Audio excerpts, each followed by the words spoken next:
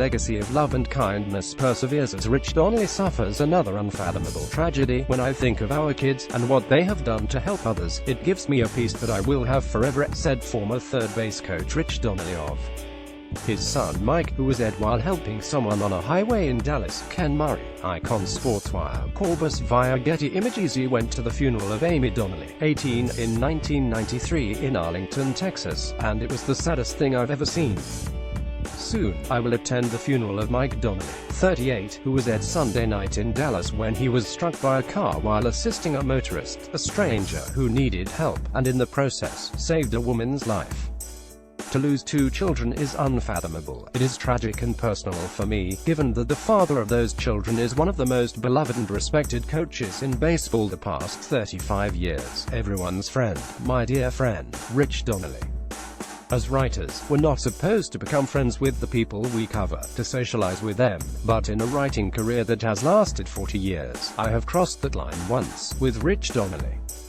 I met him in 1982 when I became the beat reporter for the Texas Rangers for the Dallas Morning News. We talked a lot about baseball and basketball, our shared passions. Rich even coached our Winter League basketball team in Texas. But mostly, we talked about his children, Bubba, Mike, Tim and Amy. Bubba became a really good basketball player, going on to play point guard at Robert Morris University, and his dad prepared him for it by, among many things, making every Tuesday left-handed Tuesday, which meant Bubba had to eat right and just about everything with his left hand. Amy was beautiful, joyful, vibrant. When she was diagnosed with a brain tumor in 1992, she called her dad and said, "I need to tell you something. I have a brain tumor, and I'm sorry." A year later, she died, leaving a legacy of love and kindness, and she remains a key part of a wonderful story that extends beyond baseball. After her dad, from the third base coach's box with the Pittsburgh Pirates, cupped his hands and yelled to a runner on second base, Amy once asked, "Dad, what are you yelling to the runner? The chicken runs at midnight." It became a rallying cry with the Pirates, "The chicken runs at midnight." When Rich became the third base coach for the Marlins in 1997, they had an infielder, Craig Counsell, whom Mike and Tim Donnelly nicknamed the Chicken because of his odd batting stance. He flapped his back elbow like a chicken as he waited for the pitch.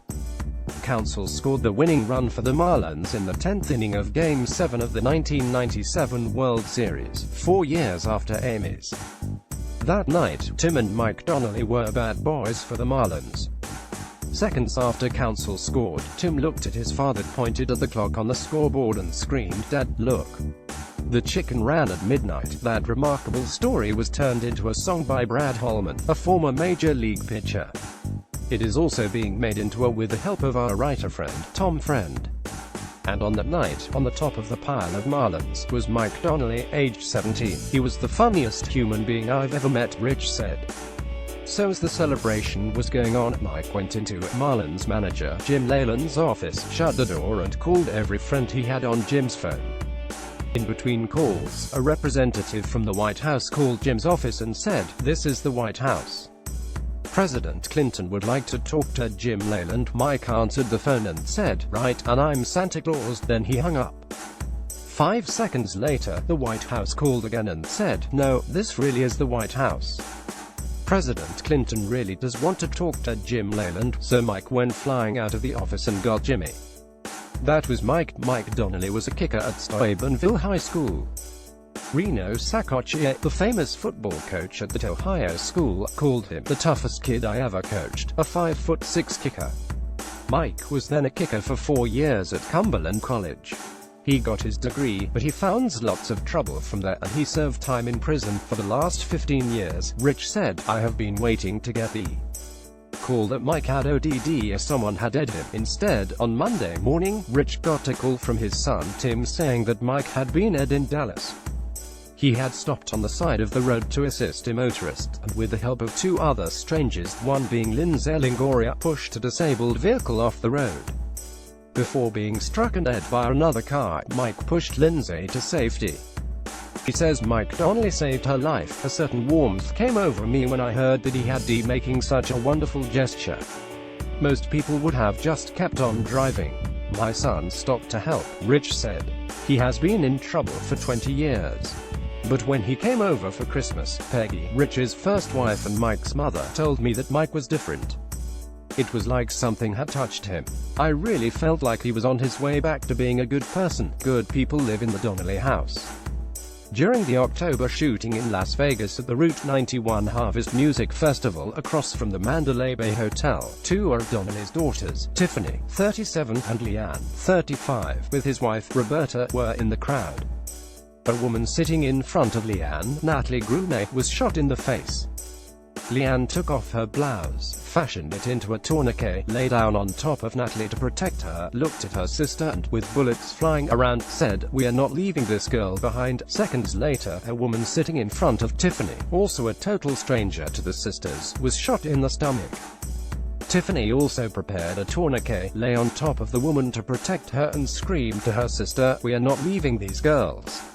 If they lived." Natalie lived, too. So did the woman who had been shot in the stomach. Leanne and Natalie have connected on Facebook, and it turns out they live 10 miles apart in Los Angeles. Natalie has said that she will be friends with Leanne for life. "Our Amy was amazing. She helped donate bicycles to the Children's Hospital while she was dying of cancer, and what our girls did that night in Las Vegas was amazing, too," Rich said. "Most people would have run. Our girls stayed. We could have been burying 4 kids. But when I think of our kids and what they have done to help others, it gives me a peace that I will have forever." The moms of our kids, Peggy and Roberta, deserve all the credit for our kids, but I'm just so blessed, so proud and so humbled to be the father. It is jarring to see Rich Donnelly choke back tears because every other time I've talked to him, he has been laughing and making me laugh. He is 71 and no longer a major league coach, and no one enjoys life more than he does. Everyone in baseball knows Rich Donnelly, and everyone loves him. And whenever I needed help with a story, I would always call Rich first. No one has ever laughed as many times or as hard as Rich Donnelly. But Monday night, again, he made